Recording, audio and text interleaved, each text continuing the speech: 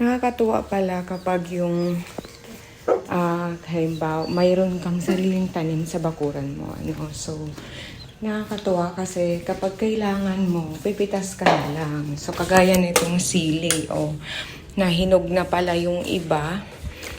Bago tayo maunahan ng mga ibon, so, pinitas ko na yung mga hinog. Kasi pag yung pwedeng ilagay sa suka or ibabad sa suka or pwede rin siya guys na ano mo lang yung mga sausawan and everything. And guys, alam nyo ba, napakasarap din talaga kapag fresh. Tapos guys, ito naman yung kalamansi namin. So budded to guys, and then ginawa ko, tinanim ko siya sa labas ng bahay, dun sa tabi ng garden ko. So, tinanim ko siya doon and then nilagay ko siya dyan sa plastic container na yan. Hindi ko siya tinanggal kasi nga ayokong lumaki siya. Pero, for sure, nag-ugat na yan dun sa lupa. Ang bala ko dyan, tatanggalin ko yung container para nakalabas yung kanyang roots, no, later on. And, nakakatuwa kasi marami ng bunga guys na nahinog, and then may mga maliliit pa, so may mga flowers pa siya ulit.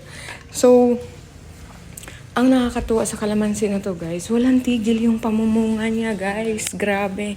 At alam nyo ba, simula nung nag-start itong mamunga, hindi na ako masyadong bumibili ng kalamansi guys, kasi pag kailangan mo naman ng kalamansi like sausawan, ganun, kailangan mo lang naman ng isa or dalawa o hanggang 3 peraso lang ito. So, you don't need to buy a lot na masisira lang, 'di ba?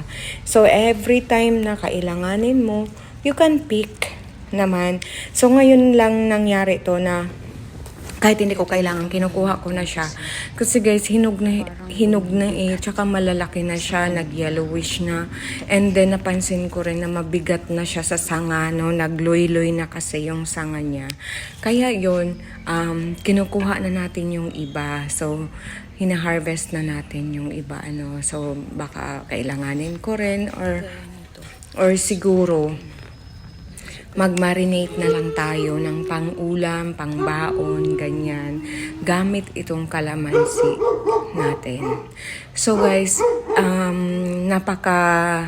parang gusto ko lang din i-promote na kung mayroon kayong lupa, kahit kaunti lang, no? Kasi ako talaga, maliit lang yung garden ko kasi wala naman kaming ibang lupa Yung lupa namin dito sa paligid ng bahay, konting-konti lang. Kaya kung napapansin